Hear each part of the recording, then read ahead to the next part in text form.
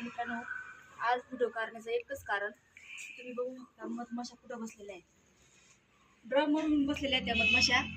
आणि त्याचं कारण असं आहे की झाडं कमी होत चाललेले आहेत दिवसेंदिवस. त्याच्यामुळे त्यांना जागा नाही कुठं झाडावर बसण्याची.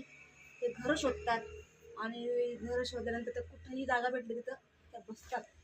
त्याला खूप असं ऊन त्याच्यावर ऊन येतं आहे. तर उन्हाच्या अशा खूप अशा उडतात दुपारच्या वेळेला. तर आपण त्याच्यासाठी ना एक थोडं सावली करण्याचा प्रयत्न करू. आणि हे मधमाशा ज्या आमच्याकडे बसतात हे 3रं वर्ष आहे त्यांचं बसण्याचं. कारण प्रत्येक वर्षी ते आमच्या घराच्या जवळपास येतात. तुम्हाला मधमाशांसाठी नक्की परिसरामध्ये तुमच्या जर जागा असेल तर नक्की एक झाड लावा, जेणेकरून परिस्थिती अशी येणार नाही की त्या आपल्या घराच्या अवतीभोवती कुठंतरी छतवर बसतील. तर अशी परिस्थिती येणार नाही. त्याचं आपण काळजीने नक्की एक झाड लावण्याची आवश्यकता आहे. पण तुम्ही ते एक झाड नक्की लावा. माझ्यासाठी नाही, ते मुख्य जनावरांसाठी एक झाड नक्की लावा तुम्ही.